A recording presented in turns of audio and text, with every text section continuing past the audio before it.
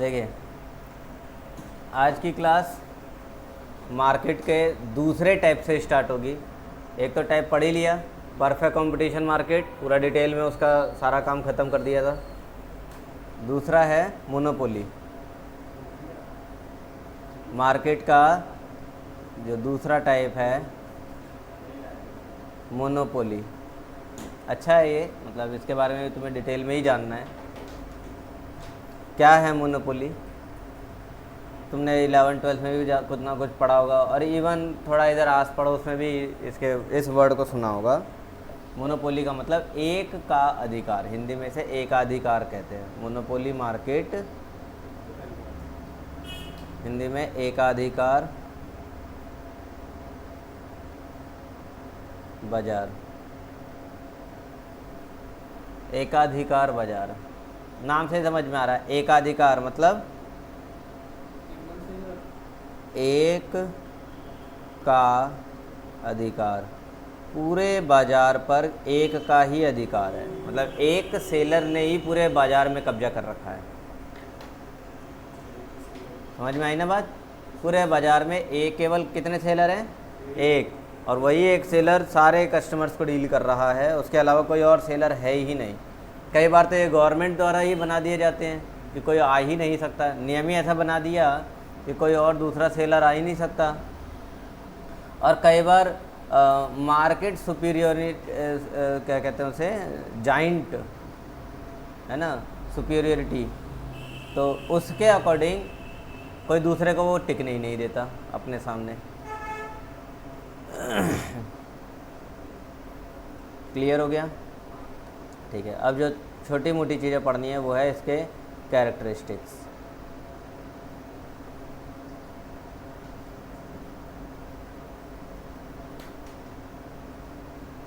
Characteristics,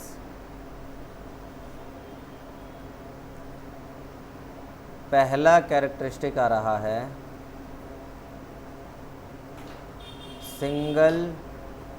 single seller in the market. पूरे market में एक सिंगल सेलर है। दूसरा है नो क्लोज सब्स्टिट्यूट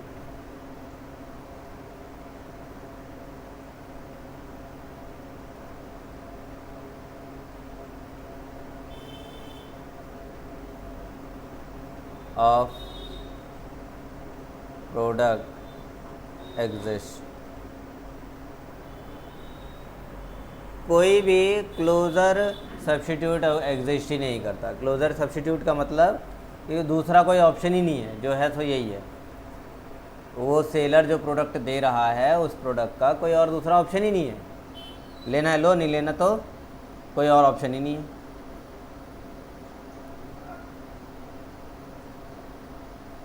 तीसरा, प्राइस डिटर्मिनेशन।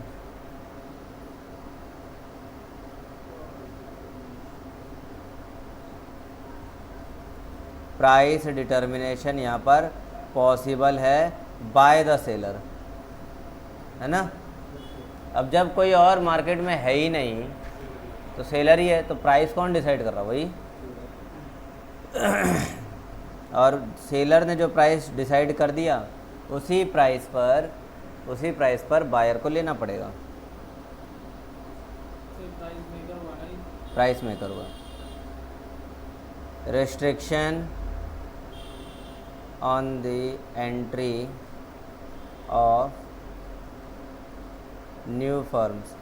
नए फर्म्स का एंट्री जो है वो रेस्ट्रिक्ट है इन द मार्केट। मैंने अभी थोड़ी देर पहले ही बताया कि जल्दी कोई इस मार्केट में एंटर ही नहीं हो पाता। मतलब रेस्ट्रिक्शन का मतलब है कि बहुत ज़्यादा रेस्ट्रिक्शन है। फॉर एग्ज़ाम्पल, कोई एग्जांपल बताओगे? तुम ही बताओ चलो। मोनोपोली मार्केट के प्रोडक्ट का कोई example.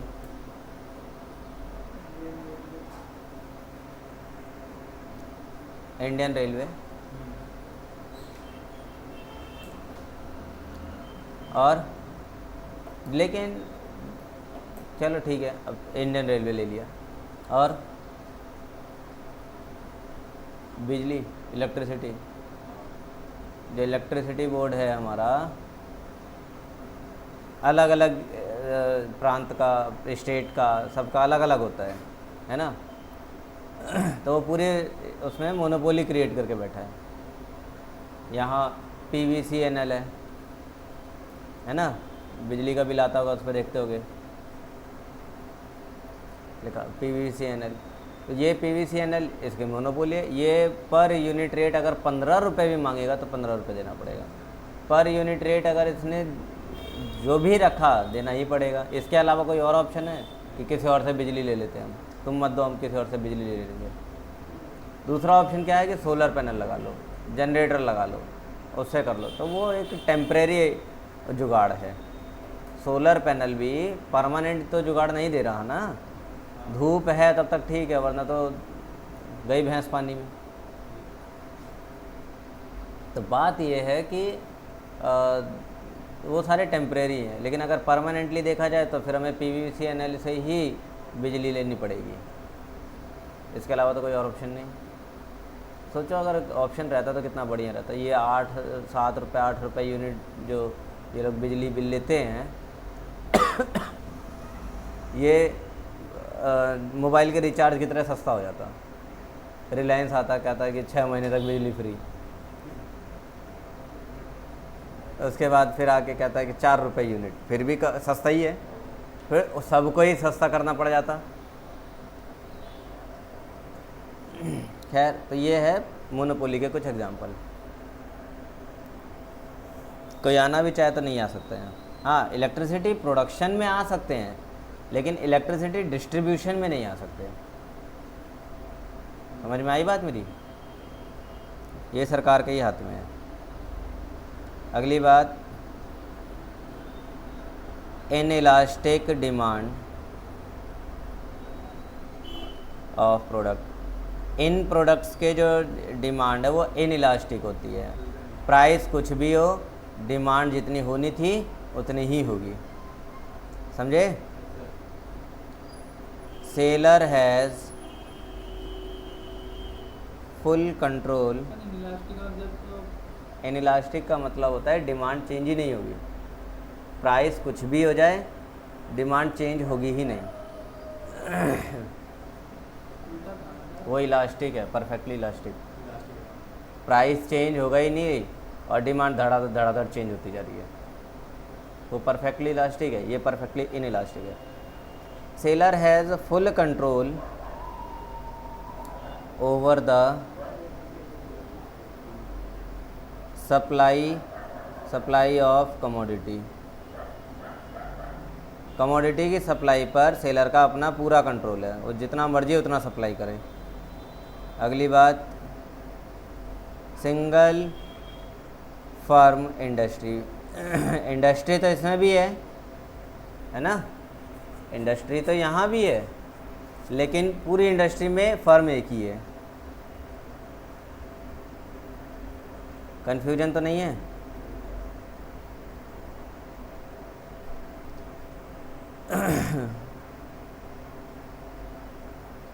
Firm is the price maker.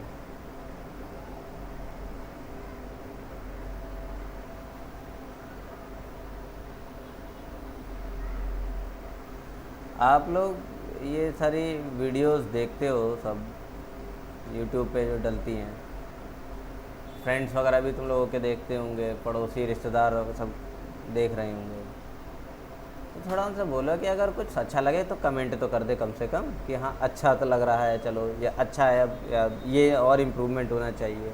Like dislike कुछ भी एक प्रतिक्रिया दे दे। अच्छा लगे कि हाँ कनेक्ट होना चाह रहे हैं तो चैनल में थोड़ा सा एक आता है वो, अब पहले रेड आता था, अब वाइट कलर का आता है सब्सक्राइब वाला बटन, अब ब्लैक हो गया, तो ब्लैक कलर का आने लग गया। पहले रेड आता था, फिर वाइट हुआ, अब ब्लैक हो गया है। इससे मतलब ये कलर चेंज इसलिए हो रहा है ताकि लोगों का फोकस उस पर जाए। तो थोड़ा सा वो चीज़ हो जाए तो लगे कि हाँ हमें भी इस चीज़ का कुछ फ़ायदा मिल रहा है। बोल दिया करो, कर दें। अच्छा नहीं लग रहा कोई नहीं, डिसलाइक का भी बटन आता है, शायद यूट्यूब ने दिया हुआ है, वही कर लें, लेकिन करे तो सही। अच्छा लग रहा है तो लाइक कर दें, उनके काम की चीज़ ही है। इसमें ऐसा कुछ नहीं है कि मैं यहाँ पर किसी छपरी की तरह बैठ के गाली गलौज कर रहा हूँ, किसी की बेइज्जती कर रहा हूँ।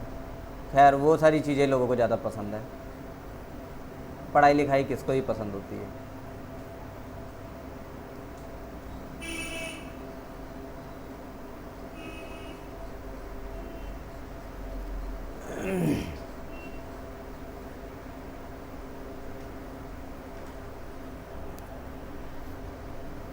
यहाँ डिमांड या ये क्वांटिटी लिख लो।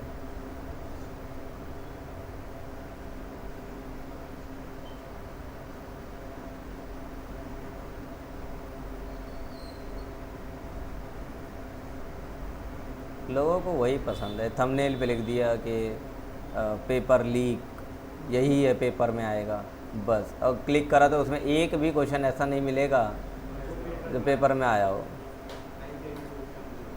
और बड़े बड़े सब टीचरों को देखता हूँ मैं, इस तरह से बेवकूफ़ बना देते हैं और बच्चे बन भी जाते हैं।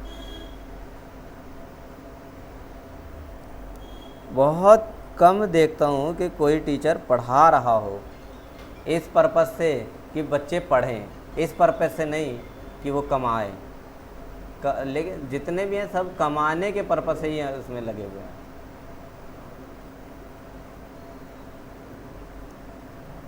कमाई एक सब्सिडरी है यूट्यूब पर, प्राइमरी यहाँ पर एजुकेशन है। एजुकेशन देने के बाद अगर पढ़ाई कमाई हो रही है तो अच्छी बात है। एजुकेशन तो दे ही नहीं रहे हैं, सिर्फ कमा रहे हैं कमा रहे हैं कमा रहे हैं, तो फिर फ़ायदा क्या है। पब्लिक भी तो ऐसी है बेवकूफ़, उन सभी को कमा कमा के दे रहे हैं।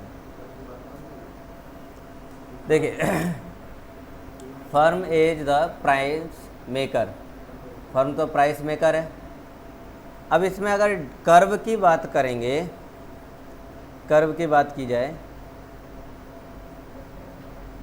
तो डिमांड कर्व तो इसका ऐसे ही बनेगा जैसे बनता आ रहा है,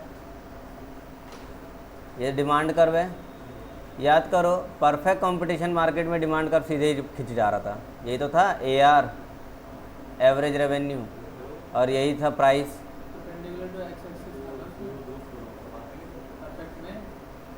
परफेक्ट कंपटीशन मार्केट में तो ये कह रहा था कि परफेक्ट कंपटीशन मार्केट जो भी इससे पीछे तुमने पढ़ा सारा है, उसमें AR का कर्व ऐसे ही एकदम हॉरिजॉन्टल था ना, parallel to X axis, parallel to X axis. तो ये जो प्राइस है AR इक्वल्स टू प्राइस, यही तो बताया था, प्राइस ही तो डिमांड कर्व होता है, वही बताया था मैंने। तो डिमांड कर्व उसमें परफेक्ट कंपटीशन में वैसा था, और मोनोपोली में आएंगे तो डिमांड कर्व ये है, यानी कि यही हमारा एवरेज रेवेन्यू कर्व भी हुआ और यही हमारा डिमांड कर्व भी हो गया। कोई शक? अच्छा, अब परफेक्ट कंपटीशन में आएंगे दोबारा से, तो यही हमारा MR भी होता था। परफेक्ट कंपटीशन में आएंगे तो ये MR होता था, लेकिन यहाँ पर जो MR है वो चेंज हो जाएगा। यहाँ MR ये है,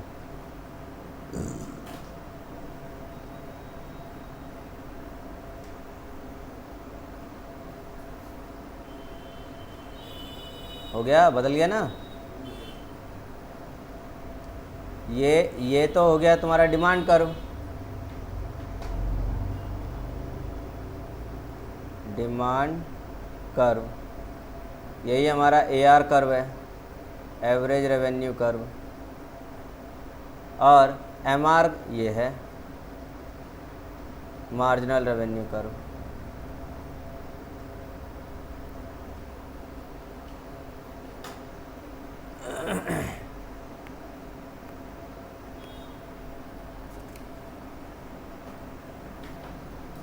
कहने का सेंस ये हुआ कि मोनोपोली में MR और AR जो अब तक बराबर हो रहे थे अब बराबर नहीं रहेंगे। है ना, बराबर वो इसलिए हो रहे थे क्योंकि वो परफेक्ट कंपटीशन मार्केट था। वहाँ पर सेलर प्राइस टेकर था, प्राइस टेकर होने की वजह से वो कुछ अपनी मनमानी चला ही नहीं सकता। यहाँ पर अपनी मनमानी चला सकता है, कोई दिक्कत तो नहीं। लिखो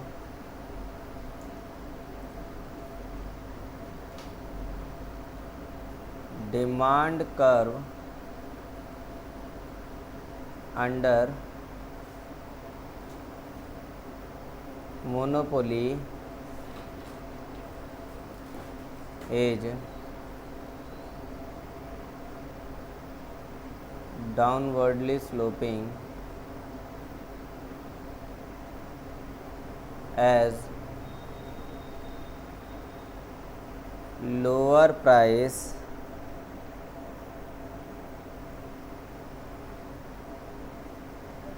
results in higher demand। अब ये डाउनवर्ड स्लोपिंग का रीजन बता दिया, डिमांड कर्व डाउनवर्ड स्लोपिंग है, उसका रीजन देखो डाउनवर्ड स्लोपिंग है, इसका मतलब ये हुआ कि लोअर प्राइस अगर है तो अच्छी खासी डिमांड बढ़ेगी, है ना। जैसे बिजली के रेट अगर वही कम कर दिए, जैसे दिल्ली में 2 रुपये यूनिट, तो हर लगभग हर फ्लैट पे एक एसी टंगा हुआ दिख रहा है, राइट। ऊपर तो वहाँ तो फ्री भी है, 200 यूनिट फ्री, अब 250 कर दिया, मुझे तो 200 का ही पता है। 200 यूनिट तक तो फ्री है,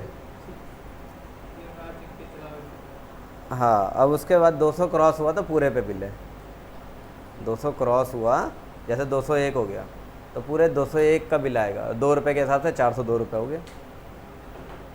और यहाँ 200 अगर 200 यूनिट आ गया तो 8 रुपये के हिसाब से 1600 रुपये का बिल हो गया, समझ रहे हो। ये है योगी सरकार, बीजेपी की सरकार। दिल्ली में तो कोई और आ रहा है ना, हाँ तो मिनिस्ट्री तो वही है, मतलब हाँ उतना गहराई में ना जाके बस इतना देखो कि फ़र्क डिमांड, यहाँ पर देखो प्राइस कम है दिल्ली में तो डिमांड ज़्यादा है, और यहाँ डिमांड कीमत ज़्यादा है तो हम जैसों को देखो बिना एसी के बैठे हुए, है ना, कूलर भी रो रो के चलाते हैं।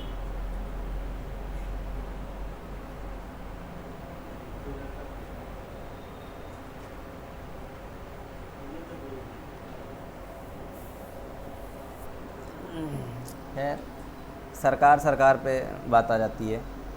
अब इनसे कहो कि प्राइस ज़्यादा क्यों हैं, यूपी में बिजली की कीमत ज़्यादा क्यों है, तो ये बोलने लगते हैं कि ठीक है राम मंदिर पे बात करते हैं। दिखाया था ना, जहाँ इनका कुछ अगर बात बिगड़ी, इन्हें लग रहा है कि हमारी पोल पट्टी खुलने वाली है, तुरंत राम मंदिर पे जाके बैठ जाते हैं।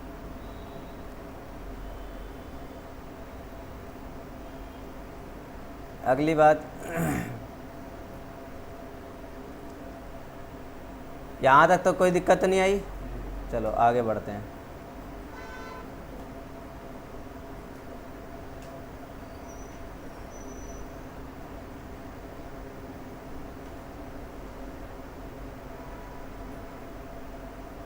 इक्विलिब्रियम ऑफ फर्म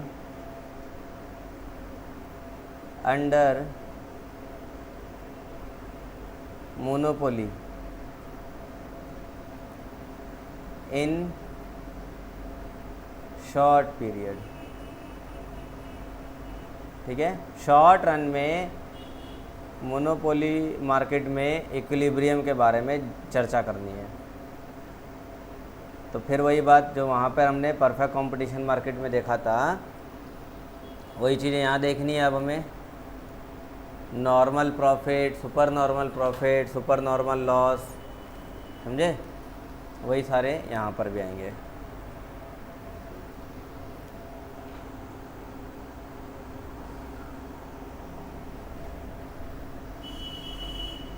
तो पहले देखा जाए सुपर नॉर्मल प्रॉफिट के बारे में।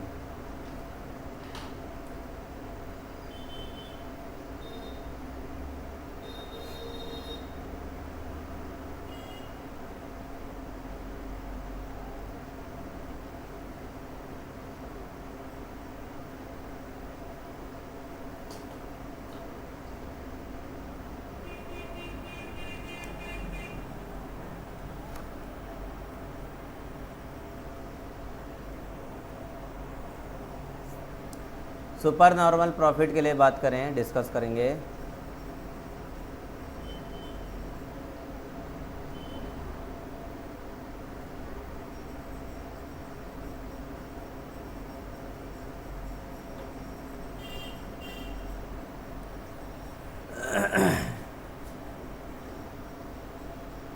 ये यहाँ से हम कर्व बनाना शुरू करते हैं। ये हो गया AR का कर्व यानी कि डिमांड कर्व, ये हो गया MR का कर्व। यहाँ तक कोई शक नहीं। इसके बाद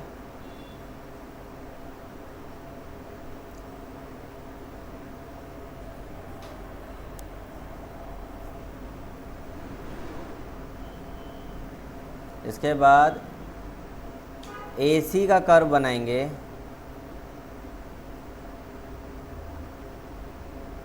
ये हो गया AC। फिर ABC का कर्व बनाएंगे।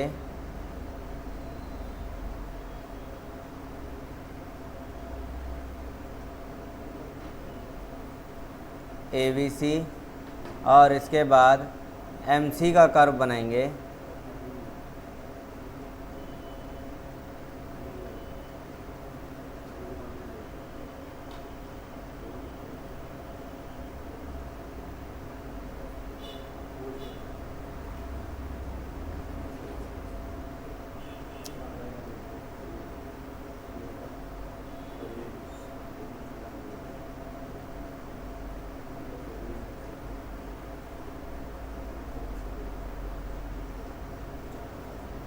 ये हो गया MC।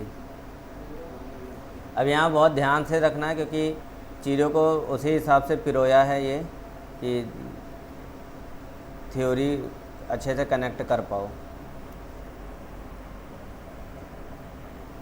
AC का कर्व सबसे ऊपर होता है, ABC उसके नीचे होता है और MC का जो कर्व होता है वो नीचे गिरता है, मिनिमम होता है और उसके बाद बढ़ने लग जाता है।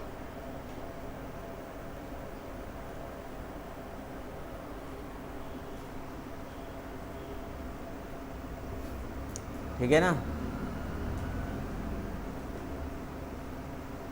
अब ऐसे में हम देखेंगे कि हुआ क्या असल में। तो मेन जो इसमें बात हुई है हमें देखना है सुपर नॉर्मल प्रॉफिट के लिए। सुपर नॉर्मल प्रॉफिट कब मिलता है? जब रेवेन्यू ज़्यादा हो, कॉस्ट कम हो, यानी average revenue is greater than average cost. ये रहा एवरेज रेवेन्यू और ये रहा एवरेज कॉस्ट। अगर मैं सिर्फ रेवेन्यू और कॉस्ट की बात करूं तो एवरेज रेवेन्यू ज़्यादा है, एवरेज कॉस्ट कम है। AR का कर्व ऊपर है और AC का कर्व उसके नीचे है ना, है? तो AR ज़्यादा और AC कम। अब AC हमें किस जगह पर देखना है? AC उस जगह पर देखना है जहाँ ये इंटरसेक्शन दिखा रहा हो, समझे? इंटरसेक्शन दिखा रहा हो तो वहाँ से हमें देखना है। तो AC कम है और AR ज़्यादा है। इस सिचुएशन में हुआ क्या? काफ़ी सारे पॉइंट्स बन के हमारे सामने आ चुके हैं। सबसे पहले ये वाला पॉइंट देखो, ये वो जगह है जहाँ MR MC दोनों बराबर है। इक्विलिब्रियम पॉइंट यही तो है। इसे दूसरे कलर से दिखा देता हूँ। किससे करूँ? ये चल जाएगा? चल जाएगा।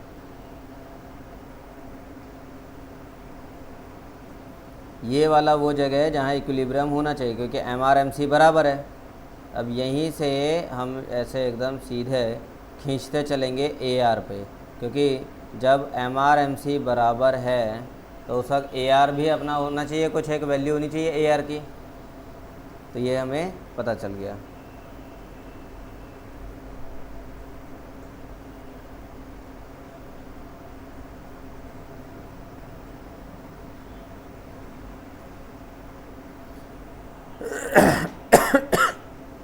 ये वाला हिस्सा, ये तो इक्विलिब्रियम पॉइंट हो गया E।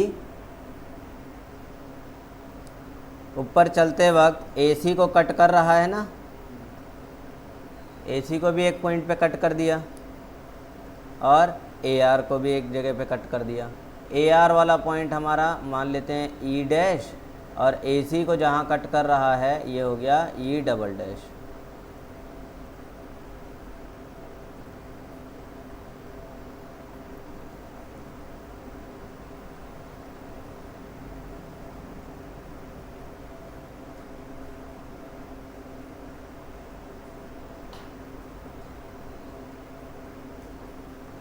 कोई दिक्कत तो नहीं?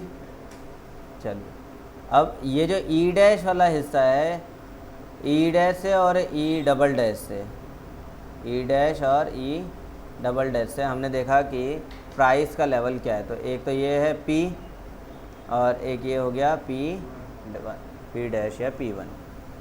ये प्राइस का लेवल हो गया। इसे प्राइस कह लो या कॉस्ट कह लो या रेवेन्यू कह लो, सारे यहीं पर हैं। और इधर हमारा क्वांटिटी या फिर आउटपुट।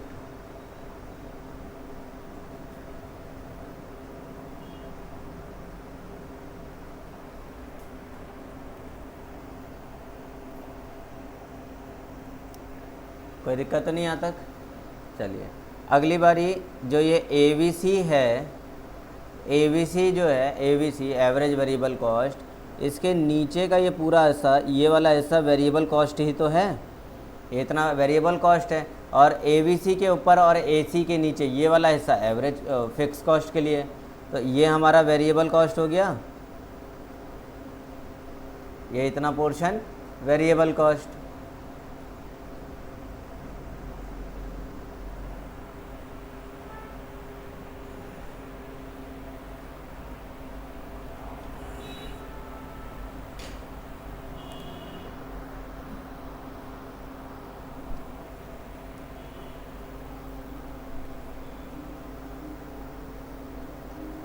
वेरिएबल कॉस्ट हो गया। और ये जो AC और ABC के बीच का हिस्सा आ रहा है, ये वाला हिस्सा है, ये कौन सा कॉस्ट है? ये फिक्स कॉस्ट है। ये हो गया फिक्स कॉस्ट।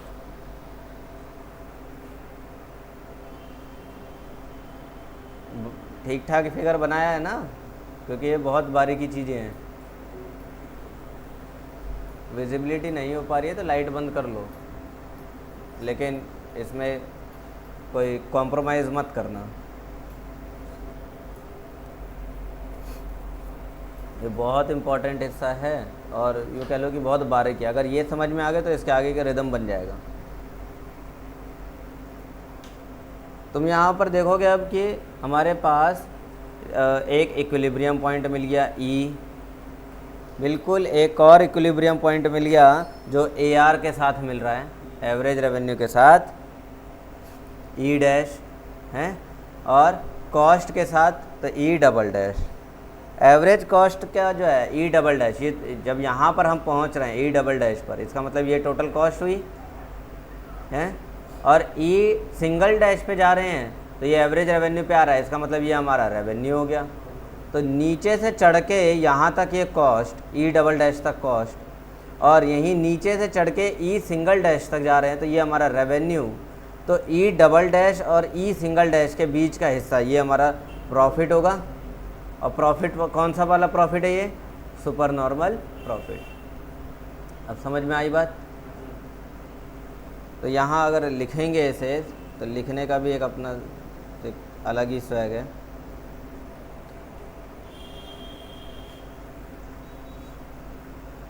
ये यहाँ पर इसको एक नाम दे देते हैं, ये क्वांटिटी है। इतनी ही क्वांटिटी तो चल रही है, क्वांटिटी तो चेंज ही नहीं हो रही, क्वांटिटी तो उतनी ही डिमांड हो रही है जितनी चल रही है। तो आगे देखें, हम बात करें रेवेन्यू की, तो रेवेन्यू कितना बनेगा? रेवेन्यू ये है ना ए आर पे ई सिंगल डैश, तो E single dash P O Q, ये E single dash P O Q, समझे? ई सिंगल डैश वाला ही तो है, तो इसको बनाएंगे ओ पी सिंगल ई सिंगल डैश क्यू। ये रेवेन्यू बन गया, ये इतना ही रेवेन्यू है ये पूरा।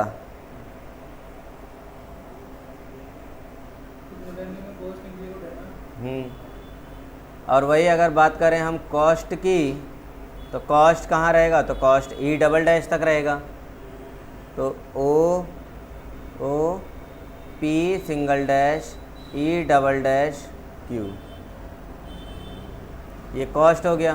तो रेवेन्यू और कॉस्ट तो मिल गए सारी चीज़ें।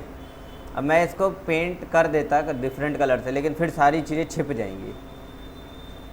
ओ P E double dash E single dash Q, O P E single dash Q, तो ये वाला पूरा जो रेक्टेंगल है ये रेवेन्यू कहलाएगा। और O P single dash E double dash Q, ये छोटा वाला रेक्टेंगल ये पूरा कॉस्ट कहलाएगा। तो रेवेन्यू में अगर कॉस्ट हटा दे तो प्रॉफिट बच गया। तो प्रॉफिट जो है वो हमारा कौन सा प्रॉफिट रहेगा? वो, क्योंकि ये एवरेज कॉस्ट से ऊपर जा रहा है ना प्रॉफिट। देखो एवरेज कॉस्ट ये रहा, एवरेज कॉस्ट ई डबल डैश है और हमारा जो प्रॉफिट है वो ई सिंगल डैश तक जा रहा है। तो एवरेज कॉस्ट से ऊपर गया ना, कॉस्ट तो क्रॉस कर चुका, यानी हमारी जो नॉर्मल प्रॉफिट है उसको भी क्रॉस कर चुका ये। तो नॉर्मल क्रॉस कर दिया तो ये पूरा हिस्सा, इतना ये गैप, ये सुपर नॉर्मल प्रॉफिट कहलाएगा। फिर सुपर नॉर्मल प्रॉफिट, ठीक है। तो क्या बनेगा? P single dash P E single dash और ई डबल डैश। तो जहाँ पे AC इक्विलिब्रियम पे है, वहाँ पे आपने कहा टोटल कॉस्ट बनेगा। ये एवरेज कॉस्ट है। ये एवरेज कॉस्ट का मतलब है कि यहाँ हमारा जो अपना नॉर्मल प्रॉफिट है वो रिकवर हो रहा है। मतलब आप टोटल कॉस्ट कुछ कहेंगे ना? टोटल कॉस्ट नहीं बोला मैंने, ये एवरेज कॉस्ट है और इस जगह पे हमारा नॉर्मल प्रॉफिट कवर हो रहा है और इसके ऊपर जा रहे हैं तो नॉर्मल प्रॉफिट से भी ज़्यादा प्रॉफिट कमा रहे हैं।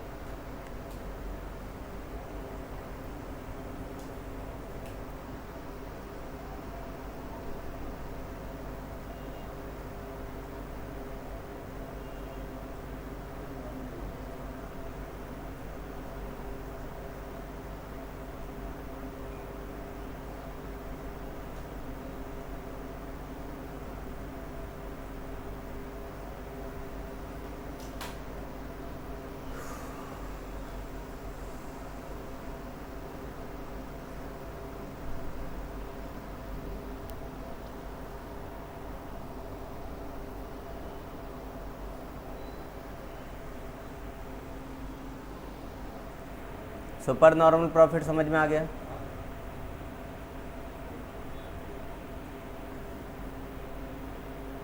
दूसरा देखते हैं, सुपर नॉर्मल प्रॉफिट के बाद इसमें आएगा सेकंड नंबर पे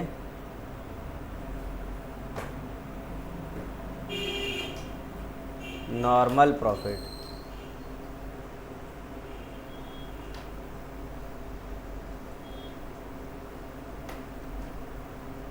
ग्राफ बड़ा बड़ा बनाना ज़्यादा, क्योंकि बाद में बारीकियां समझने में बहुत दिक्कत हो जाएगी।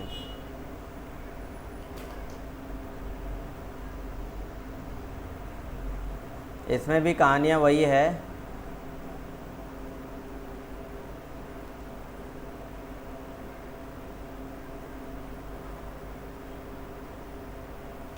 ये तो हो गया ए आर,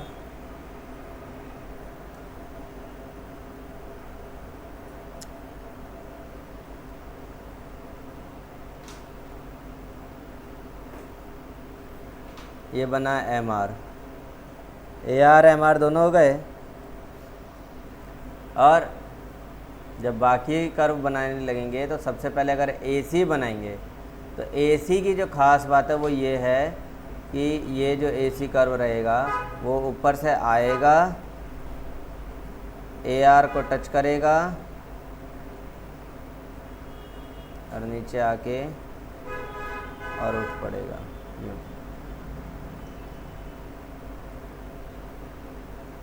पिछले कर्व और इस कर्व में दोनों में तुम फ़र्क देख सकते हो।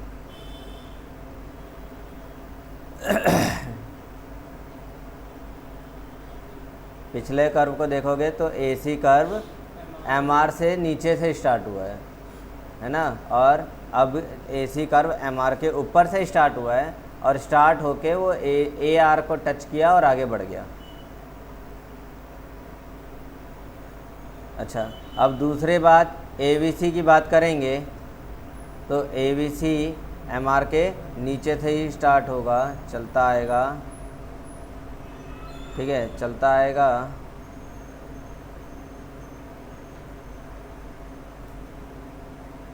और ये चल गया ए बी सी।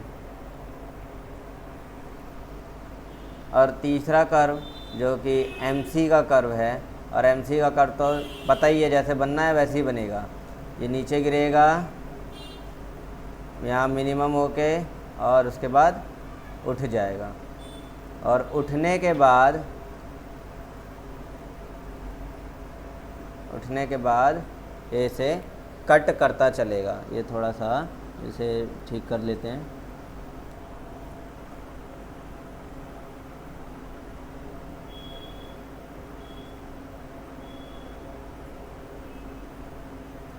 एसी को उसके मिनिमम पॉइंट पे कट करेगा और आगे बढ़ जाएगा। यही कहानी परफेक्ट कंपटीशन में थी कि एमसी जो है उठते वक्त है एसी को उसके मिनिमम पॉइंट पे कट करता हुआ जाएगा, और यही पॉइंट यहाँ पर भी है।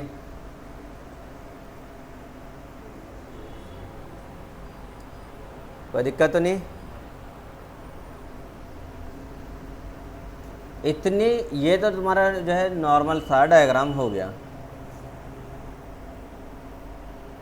अब ज़रा पॉइंटों की बात करें। ये वो पॉइंट है जहाँ पर कोई एक फर्म एवरेज रेवेन्यू और एवरेज कॉस्ट को बराबर कर रहा है। मतलब ठीक है, एक अच्छा खासा क्या नॉर्मल प्रॉफिट ही गेन कर रहा है। ए सी इक्वल्स टू ए आर। तो जब एवरेज कॉस्ट और एवरेज रेवेन्यू बराबर हो तो क्या ही दिक्कत है? कोई दिक्कत है? नॉर्मल है ना। और ये शायद से यहाँ आना चाहिए था बट पता नहीं क्यों आया ही नहीं। ये तो इक्विलिब्रियम है हमारा, एम आर एम सी बराबर है, तो ये हमारा इक्विलिब्रियम हो जाएगा।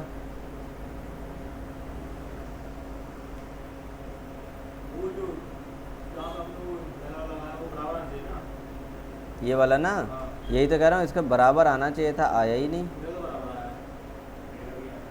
ये यहाँ आना चाहिए था। रुको देखते हैं, बराबर कर लेते हैं।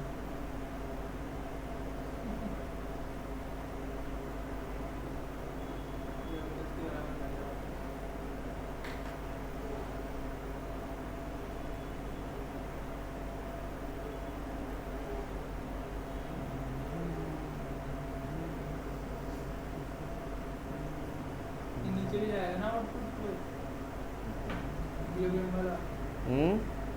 वाला नीचे भी जाएगा ना आउटपुट। हाँ ये ना नीचे तो जाएगा ही। खैर आगे ना पॉइंट,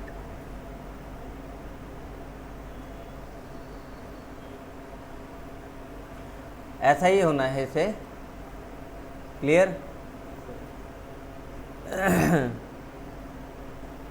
तो ये हमारा इक्विलिब्रियम पॉइंट, ये हमारा ई डैश पॉइंट, और यहाँ से ये नीचे हम पहुँच गए क्वांटिटी पर। ये नीचे हमें आउटपुट मिलेगा और इधर हमें वही कॉस्ट मिल जाए या रेवेन्यू मिल जाए, सारी चीज़ें यहीं मिलेंगी। इक्विलिब्रियम पॉइंट मिल गया। इक्विलिब्रियम पॉइंट के बिल्कुल सीधे हमें अपना ई डैश पॉइंट, मतलब एक बैलेंस मिल रहा है जहाँ ए आर ए सी दोनों बराबर हैं। तो इस पॉइंट पर हमें क्या दिखेगा, प्राइस मिल जाएगा।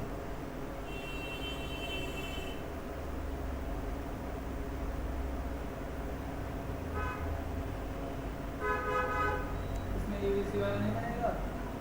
एबीसी ये रहा ना, मतलब एबीसी को भी तो कट कर रहा है ना? नहीं, एबीसी के कट से मतलब नहीं, एबीसी के मतलब है सिर्फ हमें कॉस्ट से। ये वाला गैप एसी और एबीसी के बीच का जो गैप है, ये गैप क्यों है, वेरिएबल। Fix cost. ये तो फिक्स कॉस्ट की वजह से है, एवरेज वेरिएबल कॉस्ट और एवरेज फिक्स कॉस्ट। और एवरेज वेरिएबल कॉस्ट के नीचे का ये सारा हिस्सा, ये है हमारा वेरिएबल कॉस्ट।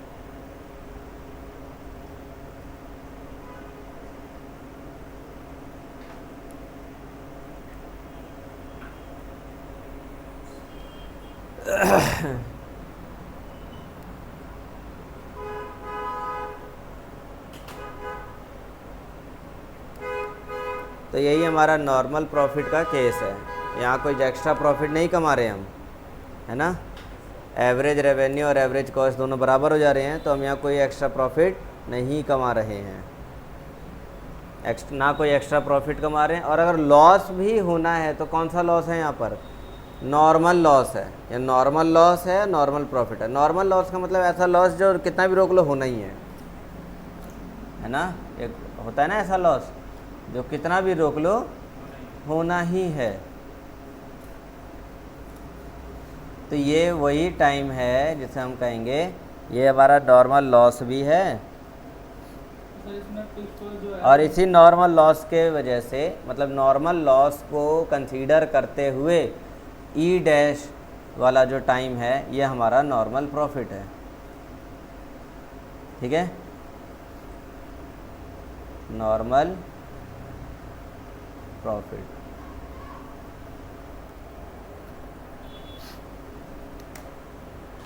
हाँ, अब बताओ क्या पूछ रहे थे।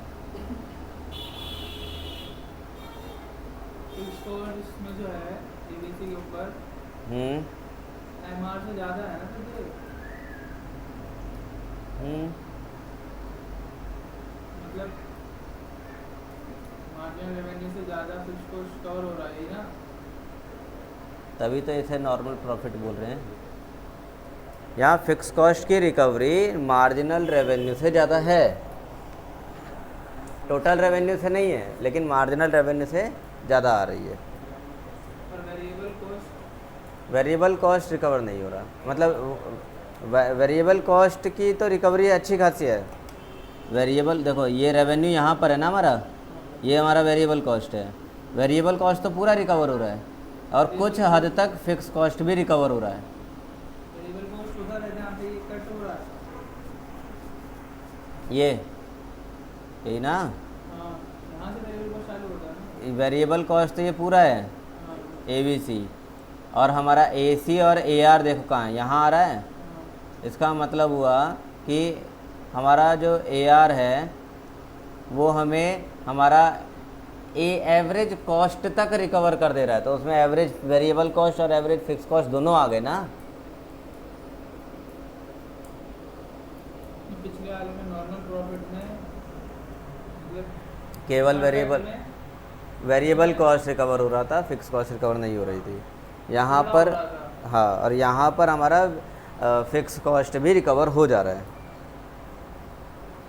ठीक है, तो ये दो हो गए। तीसरे की बात करें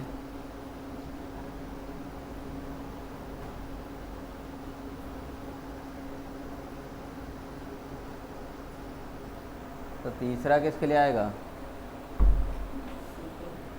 normal super normal loss.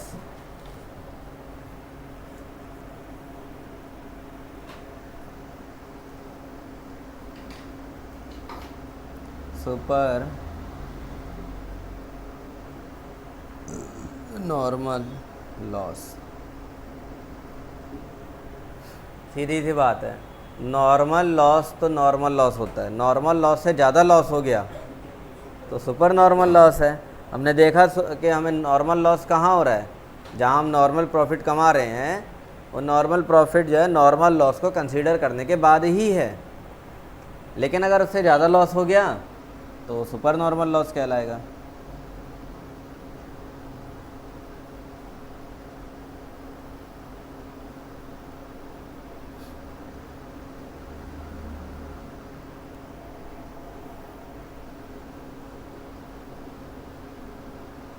Output और इधर आ जाएगा कॉस्ट या रेवेन्यू।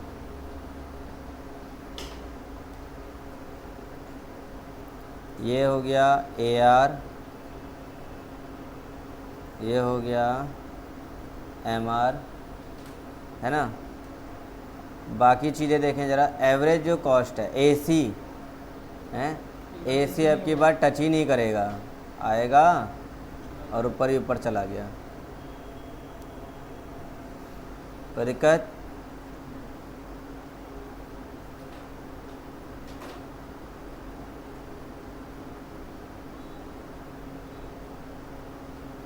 MR और AR परफेक्ट में तो बराबर थे, इसमें ये डिफरेंस आने का कुछ कारण है?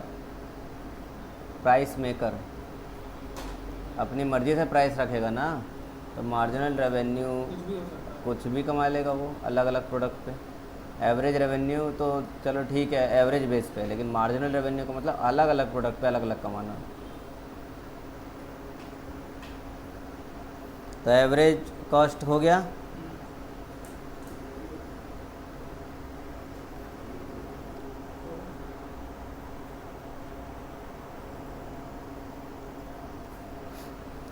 यहीं अगर इसके बाद इसके ABC की बात करते हैं,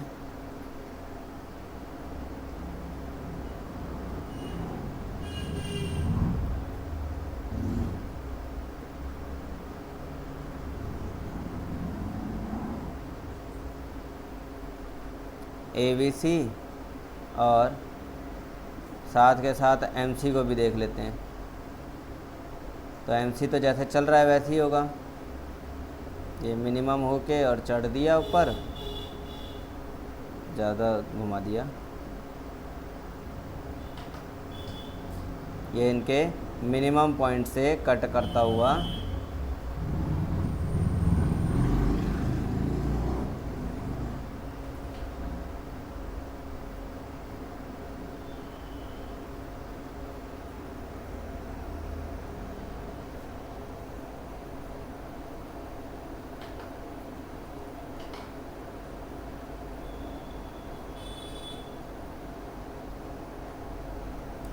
ठीक है। अब देखो तो इसमें इक्विलिब्रियम कहाँ है, इक्विलिब्रियम तो यही है जहाँ MR MC बराबर हैं, यही है। चलो यहाँ हमें इक्विलिब्रियम मिलना है, E पॉइंट।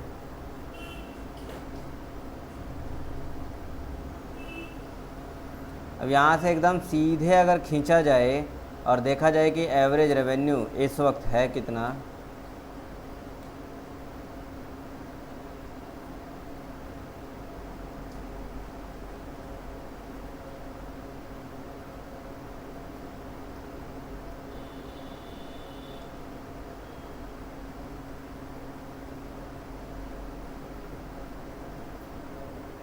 सीधा गया है।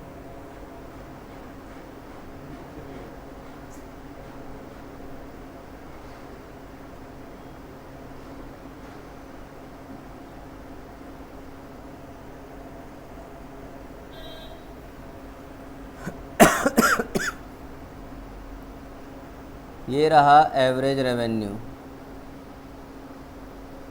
है ना। इक्विलिब्रियम पे एवरेज रेवेन्यू यानी कि E1 E डैश कह लो, और बिल्कुल उसी वक्त ये हमारा एवरेज कॉस्ट पे ई डबल डैश।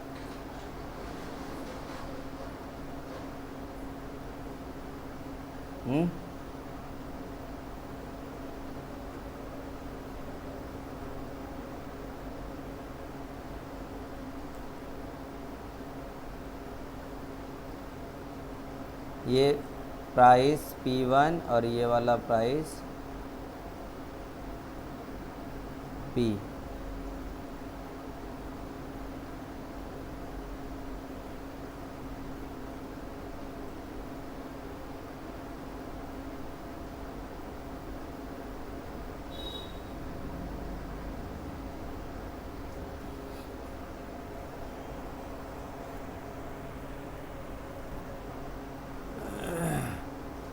अब यहाँ से एक और कर्व खींचेंगे जो कि हमें एग्जैक्टली बताएगा कि लॉस होता कितना है।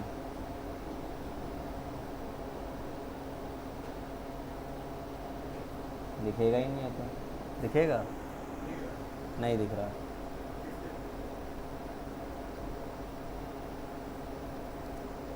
कर्व बदलना, कलर बदलना पड़ेगा ना ये।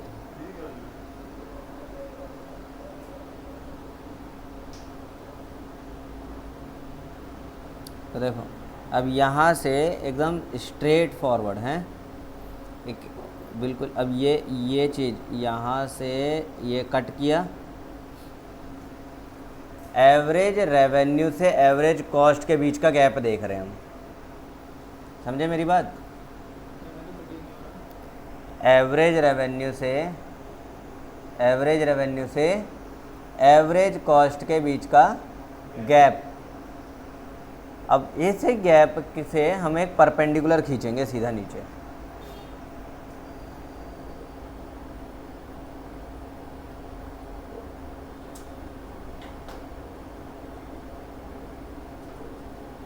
और ये ऊपर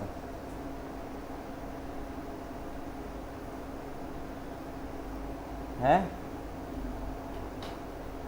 तो ये वाला हिस्सा हो गया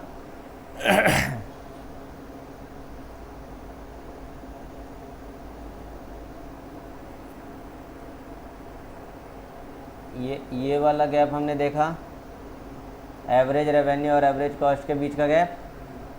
उस गैप से हमने एक परपेंडिकुलर पूरा खींच दिया सीधा नीचे। ये वो हिस्सा है जो किसी हाल में कवर हो ही नहीं पा रहा।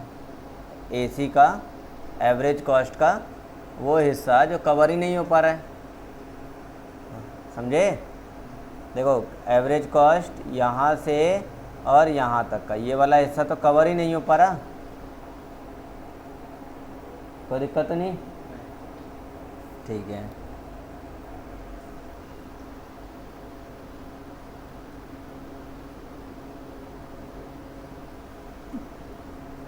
ये वाला हिस्सा देखेंगे,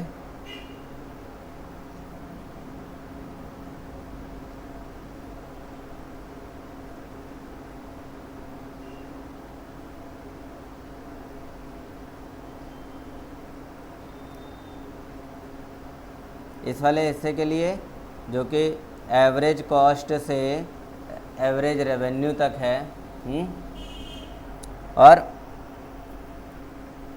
और उसके नीचे का पूरा हिस्सा यहाँ से लेकर यहाँ तक भी,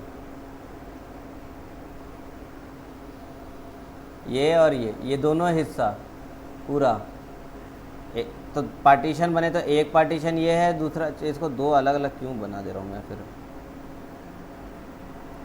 मैं एक सिंगल बना देता हूँ ना। फिर यहाँ से पूरा यहाँ से लेकर यहाँ तक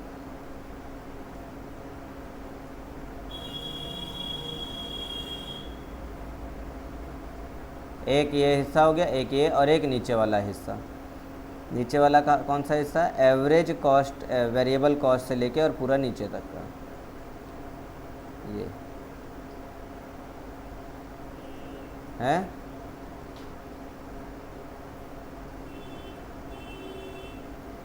तीन हिस्से ये कवर हो गए।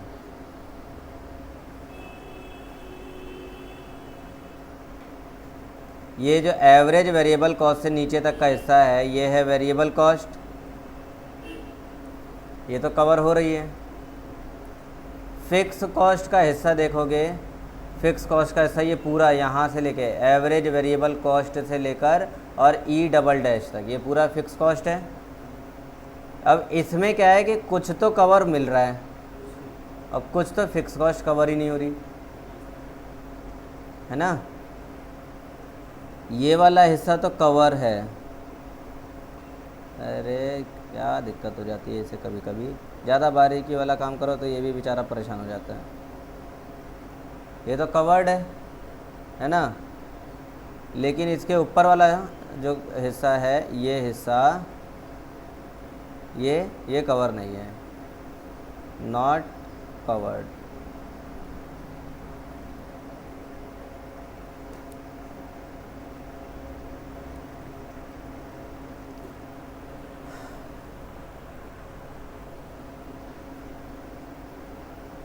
ये हो गया क्वांटिटी, ये हो गया ओ, बाकी की कहानी अब एकदम लास्ट में, अभी ख़त्म करते करते बताऊंगा।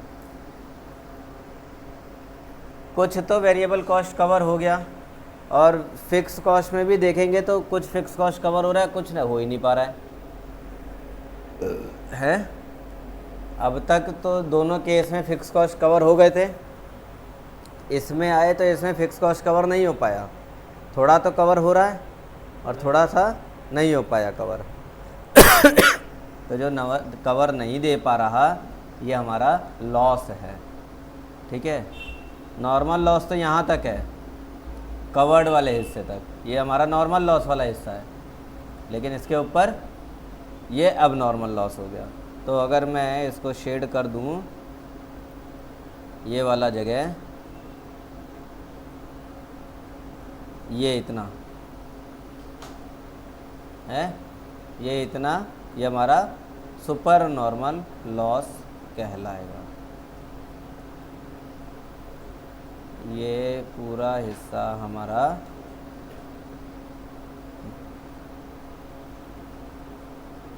सुपर नॉर्मल लॉस कहलाएगा। अगर इसको डायग्रामेटिक फॉर्म में देखेंगे तो इसे हम कहेंगे P E dash E double dash P dash.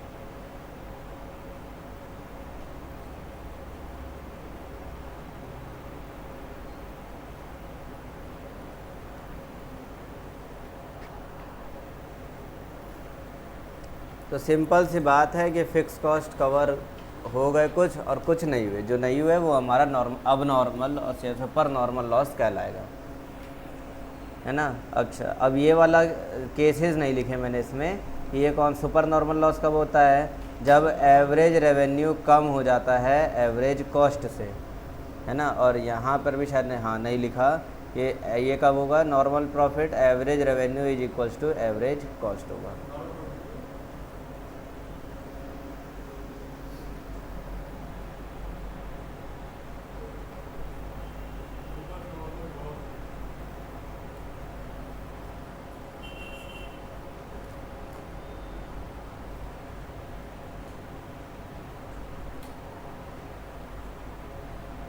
ऐसे डायग्राम में दिखा होगा बहुत ज़्यादा बारीकियाँ थी, तो बारीकियों से अब बार बार तुम्हारा पाला पड़ेगा, तो थोड़ा सा इस चीज़ को ध्यान रखना। डायग्राम बनाना तो बड़ा थोड़ा सा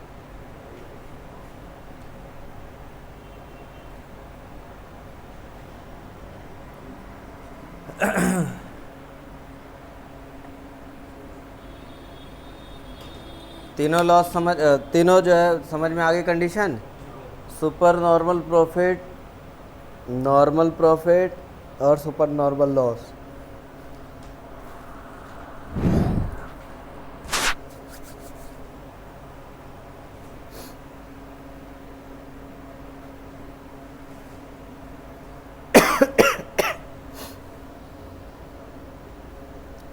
आगे बढ़ते हैं फिर। अब अभी तो हमने शॉर्ट रन में देखा, अब लॉन्ग रन की बारी। इक्विलिब्रियम ऑफ फर्म इन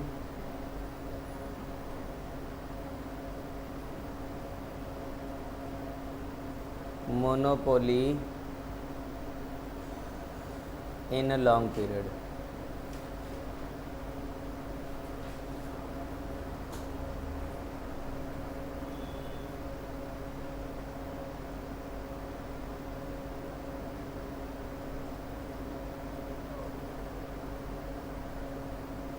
अब लॉन्ग पीरियड में इक्विलिब्रियम देखना है,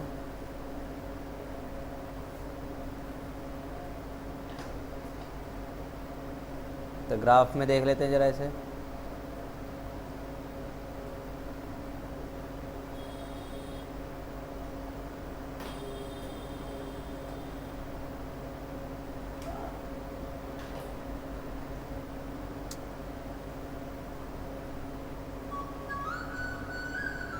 क्या हो रहा है इसे, ये x ये y।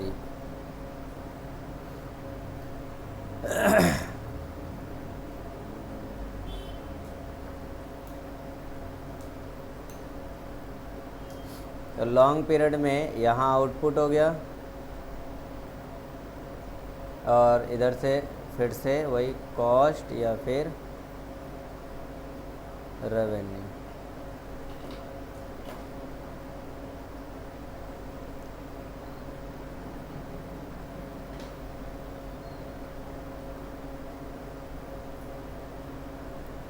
AR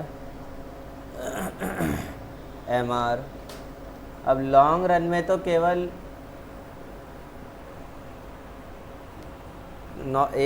अलग अलग जगह पे कर्व थोड़ी होते हैं। लॉन्ग रन में तो एक ही जगह पे कर्व होता है, लॉन्ग रन एवरेज कॉस्ट और लॉन्ग रन मार्जिनल कॉस्ट। बताया था ना कॉस्ट वाले चैप्टर में, तो बस उसी पे ही यहाँ पर ध्यान रखना है। पहले लॉन्ग रन एवरेज कॉस्ट का कर्व बनाएंगे,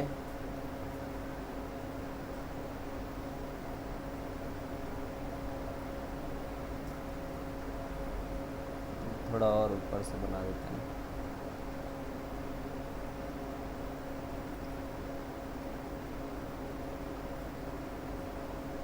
लॉन्ग रन एवरेज कॉस्ट,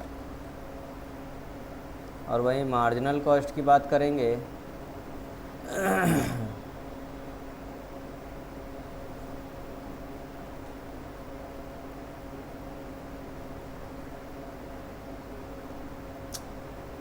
ये तेरी को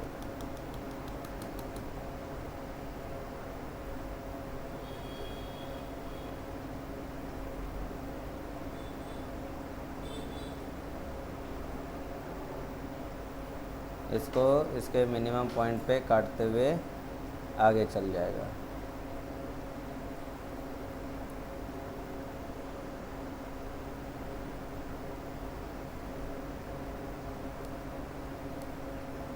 ठीक है ना। अब इसमें भी इक्विलिब्रियम चेक किए जाए अगर, तो ये वो पॉइंट है जहाँ इक्विलिब्रियम होगा, E MR/MC बराबर। अब वहीं से अगर हम MR की बात करेंगे, AR की बात करेंगे, तो ये मिलेगा, और बीच में यही हमारा एवरेज कॉस्ट पे कट भी करेगा, हैं। ये एवरेज रेवेन्यू पे मिल गया E1 और एवरेज कॉस्ट पे मिला E11 या double dash.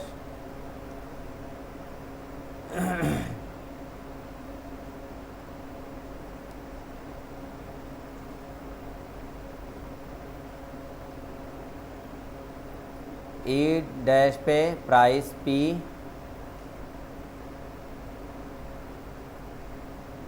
E double dash पर प्राइस P1।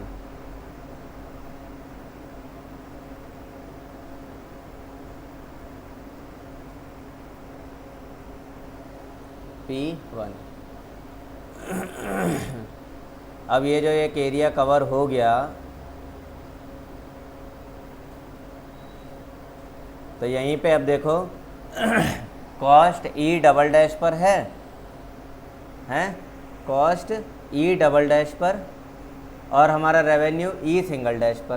तो कॉस्ट से ज़्यादा ही जा रहा है ना रेवेन्यू, और जब कॉस्ट से ज़्यादा जाएगा रेवेन्यू तो क्या बनेगा, वो प्रॉफिट बन जाएगा। तो यहाँ पर सिंपली हमें क्या मिलता है, प्रॉफिट ही मिलता है, लॉस की कोई बात है यहाँ नहीं है। तो हम यहाँ पर लिखेंगे डिस्क्रिप्शन अगर दी जाए इसकी,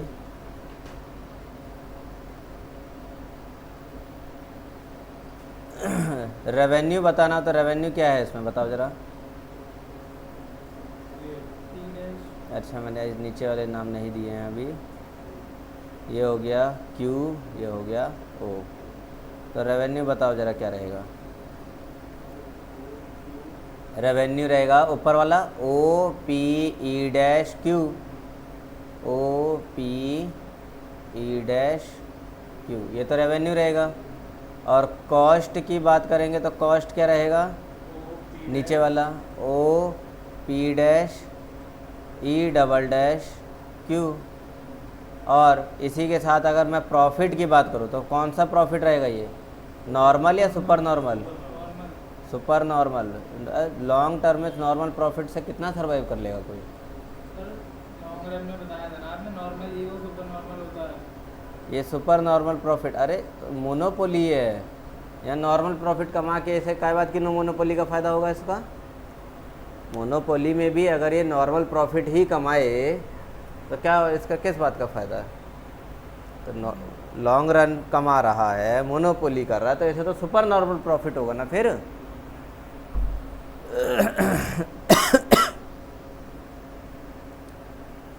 तो सुपर नॉर्मल प्रॉफिट होगा, और कितना होगा, तो दोनों कॉस्ट और रेवेन्यू के बीच का डिफरेंस क्या रहेगा, P' P E' double dash, P' P E dash और E डबल डैश।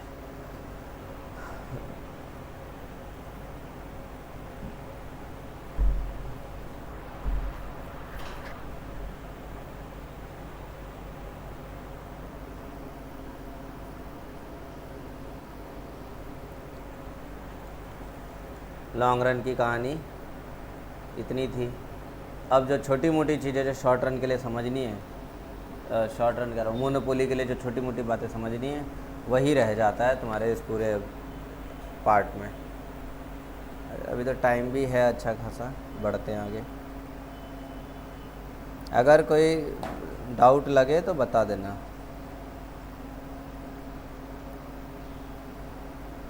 तो अब टॉपिक आता है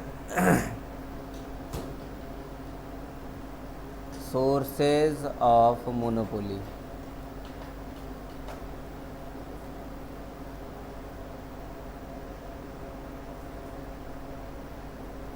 मोनोपोली के सोर्स क्या है, मतलब अगर तुम मोनोपोली करना चाहो तो कैसे हो जाएगी मोनोपोली, या यूँ कह लो कॉजेज ऑफ मोनोपोली।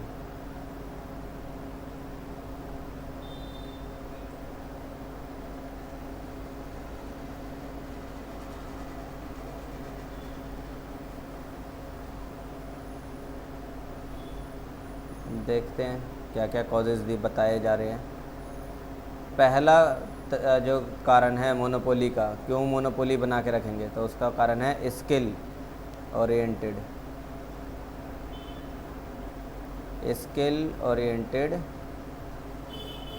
सर्विसेज। तो अगर जैसे कोई सर्विस दे रहे हो और वो स्किल ओरिएंटेड है, मतलब वो सर्विस कोई और नहीं दे पा रहा है, तो तुम मोनोपोली बना लोगे, अपने आप ही मोनोपोली बन जाएगी।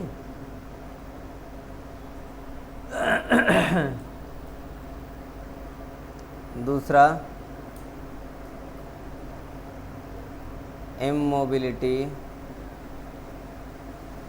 Of factors.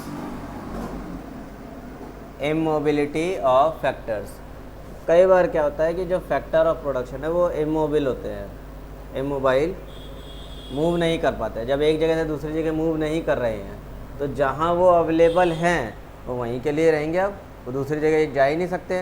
तो दूसरा कोई प्रोडक्शन ही नहीं कर सकता, दूसरा इस्तेमाल ही नहीं कर सकता उन फैक्टर्स को।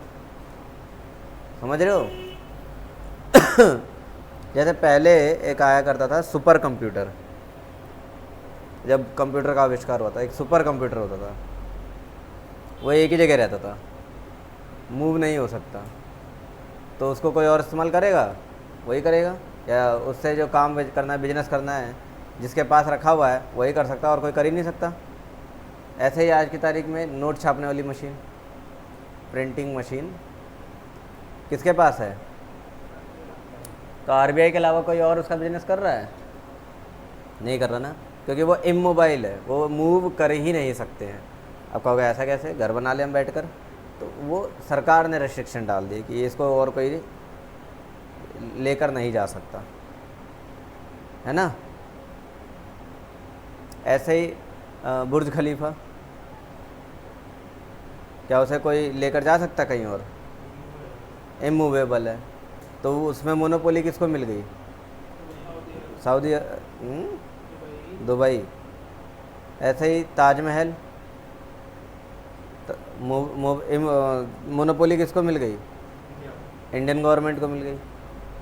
अगर ये मूव होने लायक रहते तो कोई और अपनी जगह पे लेकर चला जाता, उसे मिल जाता। तो यही है, ये कारण है immobility of factors. Factors immobile नहीं हो सकते हैं।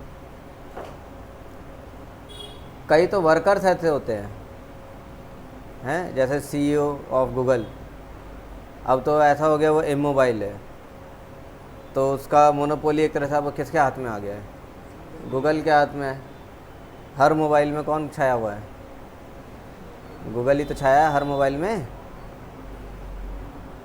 ये भी एक तरह की मोनोपोली बना ली, उसके अलावा कोई और यूज़ ही नहीं कर सकता है एंड्रॉयड में। कोई और इस्तेमाल किया जा सकता है एंड्रॉयड में? नहीं।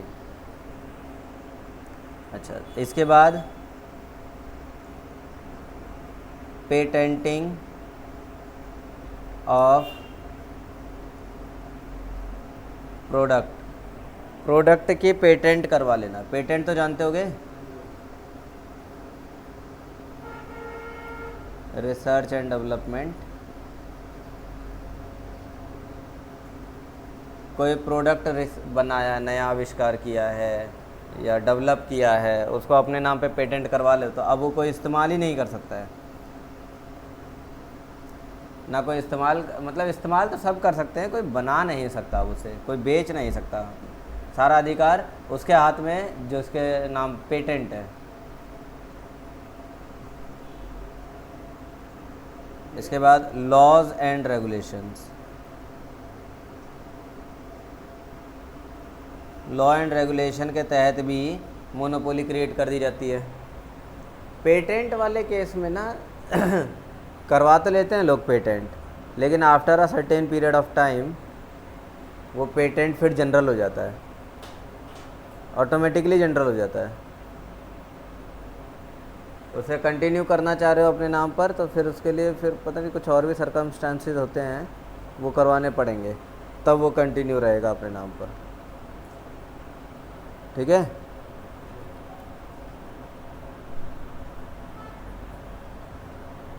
अच्छा, इसके बाद लॉ एंड रेगुलेशन, ये तो मैंने बताया, सरकार कोई नियम ही बना दे, कानून बना दे, अब उस कानून के तहत सारा अधिकार एक के हाथ में है। जैसे अभी भारत में अगर कोई गन्स या कोई वेपन्स, वॉर वेपन्स अगर प्रोड्यूस कर रहा है तो वो गवर्नमेंट के नियमानुसार चलेगा, हैं?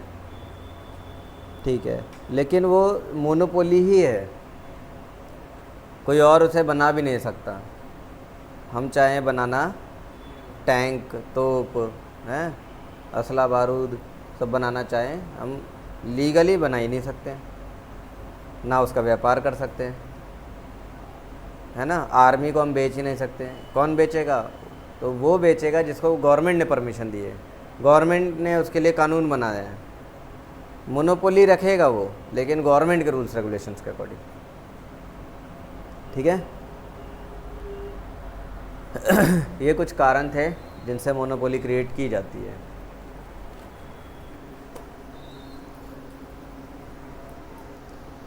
क्या मोनोपोली सही है?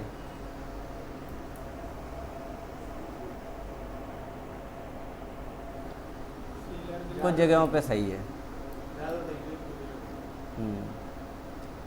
मतलब अगर देखा जाए सिक्योरिटी पर्पस है तो सही भी है, लेकिन अगर एक्सप्लॉयटेशन पर्पस देखा जाए तो बहुत ज़्यादा एक्सप्लॉयटेशन होता भी है। अच्छा, अगला टॉपिक आता है डिस्क्रिमिनेटिंग मोनोपोली। डिस्क्रिमिनेटिंग का मतलब क्या होगा? भेदभाव है? क्या मोनोपोली भेदभाव करता है? करता होगा, तभी तो आया टॉपिक।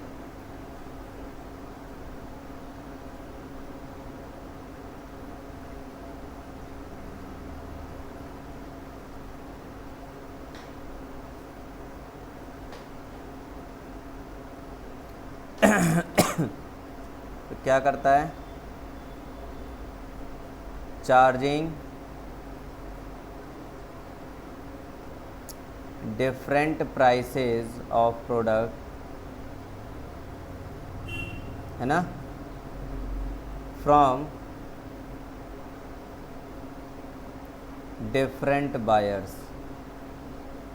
अलग अलग बायर से अलग अलग प्राइस चार्ज करता है, ये तो बात पता है। और कई बार क्या होता है, अलग अलग प्लेसेस पे अलग अलग प्राइस चार्ज कर रहे होते हैं।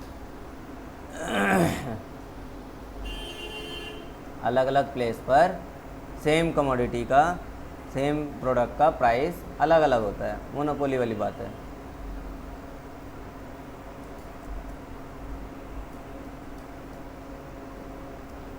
और डिस्क्रिमिनेशन ज़्यादातर वहीं देखने को मिलता है जहाँ मोनोपोली एग्जिस्ट करती है। एग्जिस्टेंस ऑफ मोनोपोली, अगर मोनोपोली है तो ही डिस्क्रिमिनेशन हमें देखने को मिलता है।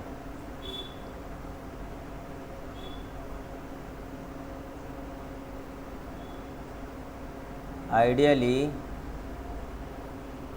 Applicable in the case of skill based services। Monopoly अगर ढंग से देखा जाए तो कहाँ मिलेगा? तो स्किल बेस्ड सर्विसेज में मिल जाता है, क्योंकि स्किल जो होता है वो स्किल एक जैसा, मतलब सेम एक पर्सन जैसा दूसरे का नहीं होता है ना, अलग अलग होता है स्किल। किसी भी फील्ड में देख लो, मेडिकल फील्ड में तो एक डॉक्टर है, अपना डिस्पेंसरी चला रहा है, हॉस्पिटल चला रहा है, कुछ भी चला रहा है, वो मन मर्जी फीस लेता है, क्योंकि उसे पता है कि मेरे जैसा स्किल किसी के पास नहीं है, हैं? कई ऐसे डॉक्टर हैं आँख पे पट्टी भी लगा दें, मतलब बिना देखे भी ऑपरेशन कर दे तो सही हो जाता है, वो स्किल है। एक उसमें कौन सी मूवी थी बेवड़े वाली, जिसमें दिमाग का डॉक्टर है शाहिद कपूर, कबीर सिंह, एकदम नशीला बेवड़ा, पता नहीं वो फिल्में क्यों बनती हैं वो। और उसमें दिखाया कि एक बेवड़ा डॉक्टर वो पी के टुल पड़ा हुआ है, एकदम भंड पड़ा हुआ है, और उसे बोला है कि ऑपरेशन करना है, ब्रेन में गोली लगी हुई थी ना, तो सारे जो एकदम फुल प्रिकॉशन के साथ एकदम अटेंशन करके और ऑपरेशन कर रहे हैं, और ये जनाब बेवड़े आ रहे हैं और हाथ काँप रहे हैं और फिर भी ऑपरेशन कर रहे हैं, और पकड़ के निकाल दिया और एकदम बढ़िया हो गया। मतलब दिखाने का मतलब ये स्किल है, बट दिखाने का तरीका गलत था, वो नहीं दिखाना चाहिए, बट फिर भी ये स्किल है ना, तो स्किल के ही पैसे लेता है हर कोई और वो सही है, वो गलत नहीं है। कोई अगर किसी के पास स्पेशल टैलेंट है, स्किल है, तो ज़्यादा पैसे मांग रहा है तो वो गलत नहीं मांग रहा है। एक बहुत पुरानी मूवी है राज बब्बर की। राज बब्बर जानते हो ना? राज बब्बर नहीं जानते हो? ऐसा मत बोलो, राज बब्बर बुरा मान जाएंगे। वो मूवी घातक मूवी देखी है सनी देओल की, है बलवंत राय के कुत्ते। घातक है कौन सा वो है? घायल, घायल है मूवी, जिसमें वो डायलॉग मारता है अमरीश पुरी पे, बलवंत राय के कुत्ते। उसमें उस मूवी में दिखाया है जिसको कि उसका भाई वो खो गया है, वो अपने भाई को ढूंढ रहा है, बाद में पता चला कि बलवंत राय ने उसके भाई को मार डाला है। नहीं याद आया? वही है राज बब्बर, कई फिल्मों में खुद ही विलन का रोल प्ले किया है। खैर, तो बहुत पुरानी मूवी, एट द टाइम वो हीरो का रोल प्ले किया करते थे। तो उसमें वो एक फैक्ट्री में ना, कपड़े की फैक्ट्री है, मशीन जो है कहीं ख़राब हो गई, वो चल नहीं पाया, रुक गया, अटक गया, है ना, कुछ बात हो गई। तो जो उस पर काम करने वाला मैकेनिक है, जो फैक्ट्री में एक होता है ना, एक मैकेनिक रखा जाता है, तो मैकेनिक को बोला कि मालिक ने कि जैसे ठीक करवाओ, तो मैकेनिक ने कहा कि इसकी गरारी टूट गई है, गरारी ठीक करनी पड़ेगी, तो प्रोडक्शन रुका रहेगा, काम रुक जाएगा। तो उसी में एक चाचा जी थे वर्कर, बोला कि एक जान पहचान, वो चाय वाला आ गया, एक चाय देने, वो चाय वाला ही राज बब्बर थे, चाय वाला चाय देने आए हैं। तो बाई चांस वो इंजीनियर थे, लेकिन वो चाय बेच रहे थे क्योंकि नौकरी नहीं थी। राजा बब्बर वहीं पे खड़े होकर देख रहे थे कि सारे बात कर रहे हैं। तो राजा बब्बर ने कहा कि एक बार मैं कोशिश करके देखूं। तो वो मैकेनिक ने कहा कि चाय वाले के बस की बात नहीं है, ये स्किल छुपा हुआ था ना वहाँ, तो वो पता नहीं था। बोला एक बार, तो वो चाचा जी ने कहा कि नहीं, ये शायद ये कर सकते हैं, क्योंकि ये बढ़िया बीटेक इंजीनियर है, ये नौकरी की नहीं है, तो इसलिए चाय का काम कर रहे हैं, और मेरे जान पहचान के ही है ये। बोला ठीक है। और शक्ति कपूर उस मिल के मालिक, उसमें हैं फैक्ट्री के मालिक। तो बोला कि ठीक है, एक बार करने दो। तो वो मैकेनिक ने कहा अरे सर, बेकार में और ख़राबी हो जाएगी, बस अभी 2 घंटे का काम है, मैं लेकर आ जाता हूँ मार्केट से, गरारी चेंज करनी है, मैं लेकर आके चेंज कर दूँगा। तो बोला कि इन्होंने राज बब्बर से बोला कि चलो एक बार ट्राई करके देख लो, क्या जब उतना टाइम लगना, एक बार तुम भी ट्राई करके देख लो। छेनी लिया, हथौड़ी लिया, पता नहीं एक आध कुछ और पेचकस वचकस लिया, गए, थोड़ा ऐसा चला के देखा, थोड़ा उधर चला के देखा, सब अटका पड़ा है। एक पेच कसा, छेनी रखा, एक जगह हथौड़ी मारी हैं, और एक जगह और एक बार 2 बार हथौड़ी मारा, और उसे चलाया, चल गया। बोला आप चालू करके देखो, तो एकदम फर्स्ट क्लास चल बैठा। बोला हाँ हो गया, हाथ झाड़ दी। तो बोला कितना पैसा? तो बोला हाँ, उस वक्त की मूवी के अकॉर्डिंग, मतलब वो मेरे ख्याल से 30-40 साल पहले की मूवी है वो। तो उस मूवी में जो प्राइस मांगा उन्होंने, वो मांगा 1000 रुपये। तो शक्ति कपूर कह रहा ये 2 हथौड़ी मारने के 1000 रुपये, 100 रुपये बनता है, 100 रुपये का काम तुम 1000 रुपये कहते हो? तो राज बब्बर ने बोला कि 100 रुपये तो काम का है, हैं, हथौड़ी कहाँ मारनी है उसका 900 रुपये है। समझ में आया? यही होती है स्किल, जिसमें ये लाइन लिखी है ना, ideally applicable in the case of skill based service. तो यहाँ मोनोपोली इस तरह से क्रिएट करते हैं सर्विस प्रोवाइडर। क्लियर होगी बात? देना पड़ा, शक्ति कपूर को देना पड़ा, और वो खुश हुआ, इम्प्रेस हुआ। और ये अपनी चाय की केतली लेके चले गए।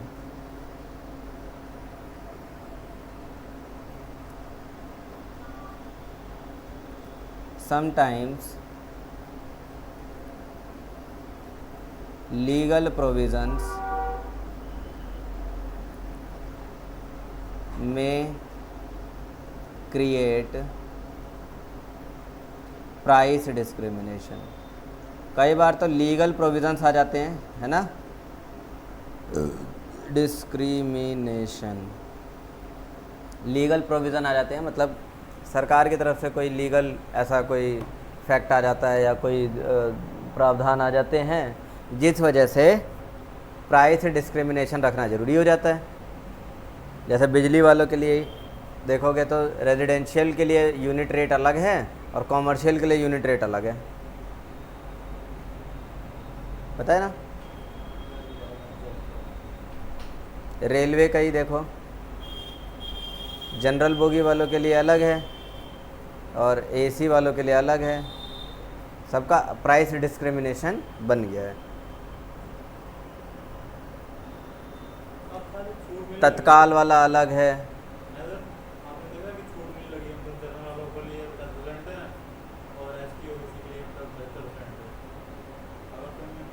ट्रेन में पता नहीं,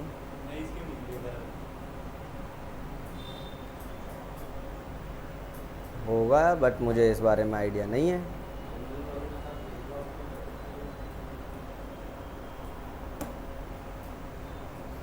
चलो आगे बढ़ते हैं। तो आगे जो है उस पर तुम 5 स्टार मार सकते हो। Price discrimination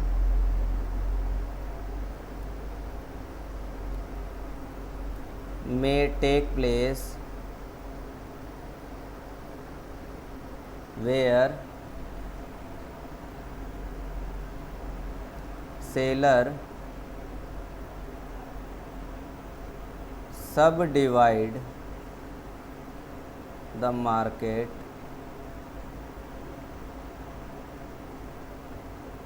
into sub markets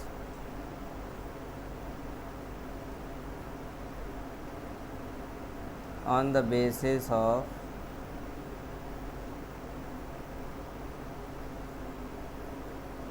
ability of buyers or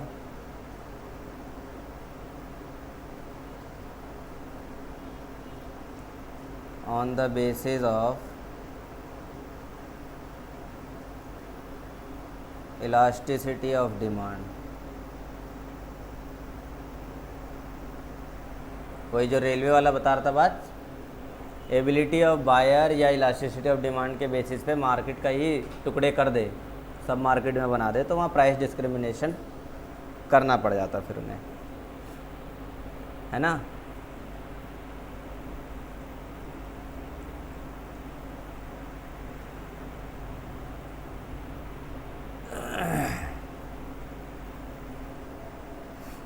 इस केस में कहा जाता है stagnation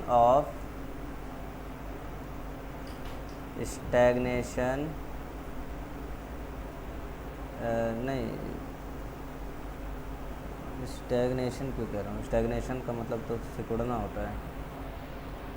segmentation of market takes place, ठीक है। Segmentation of market takes place. तो अब इसी मार्केट, जब मार्केट का ही बंटवारा कर दिया, टुकड़े में कर दिए मार्केट, तो वही एक मार्केट में वही प्रोडक्ट किसी और कीमत पे मिल रहा होगा, वहीं दूसरे मार्केट में वही प्रोडक्ट किसी और दूसरे रेट पे मिल रहा होगा। और ये बंटवारा किसने किया? मान लो गवर्नमेंट कर दे या कोई प्राइवेट ही है जो मोनोपोली क्रिएट करके बैठा है, उसने अपने अनुसार कर लिया बंटवारा।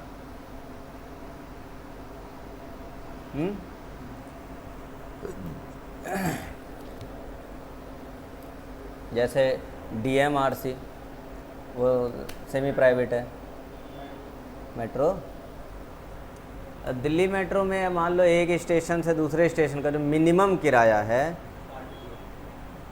60 रुपये हो गया, इतनी महंगाई कब बढ़ गई, तो 25 रुपये मेरे ख्याल से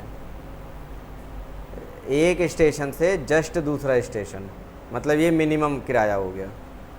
तुम एक स्टेशन चढ़ो, दूसरे स्टेशन उतरो, मिनिमम किराया भी जो है मान लो 25 रुपये। ये DMRC का है। वही DMRC दिल्ली के अलावा मान लो मुंबई में चल रही है, हैं? तो मुंबई में ये एक स्टेशन से दूसरे स्टेशन का जो मिनिमम किराया है, डिसाइड करने वाला तो वही यूनिट है, डिसाइड करने वाला यूनिट तो वही है, लेकिन ज़रूरी नहीं है कि वहाँ भी 25 रुपये रखे। वहाँ ये देगा कि यहाँ तो ज़्यादा स्टैंडर्ड लोग हैं तो यहाँ 30 रुपये रख देते हैं, दिल्ली में गरीब लोग हैं यहाँ 25 रखते हैं, वही बिहार में लगा दें। तो यहाँ तो लोग हैं खुद हमसे मांगते हैं, तो यहाँ 5 रुपये 10 रुपये ही रख दो भाई, बहुत है, हैं? मार्केट को बांट दिए ना, उस हिसाब से प्राइस भी बढ़ जाते हैं, कोई प्रॉब्लम नहीं। ठीक है, तो नोट डालो।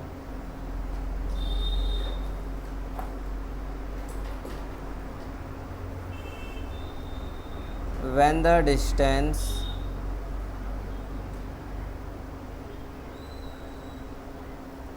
between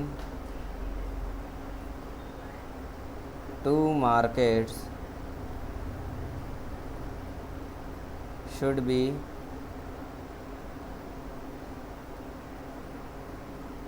so much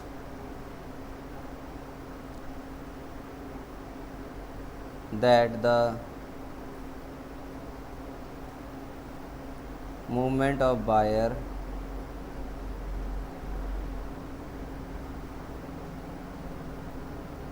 should not take place, then sub market option will be applicable.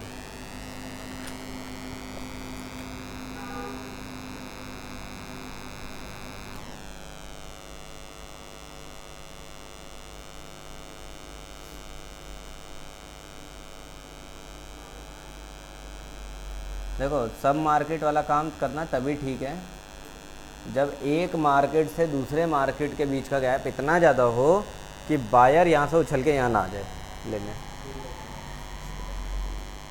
Seller के पास, दोनों मार्केट में तो सेलर ही है, एक ही सेलर है उसका, ये भी एक मार्केट है, मोनोपोली मार्केट है ना, तो पूरा मार्केट ही उसका है, तो उसने टुकड़े कर दिए, तो एक छोटा मार्केट ये, एक छोटा मार्केट ये।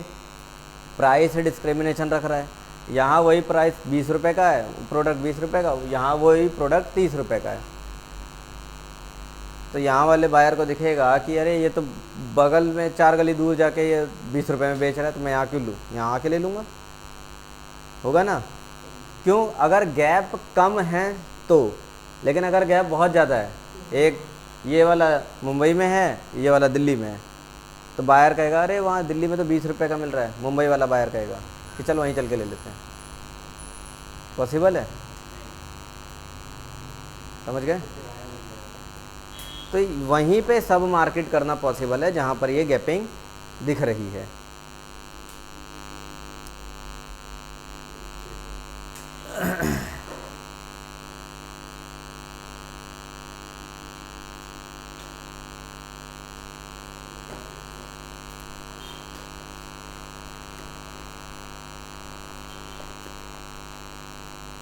थोड़ा सा है,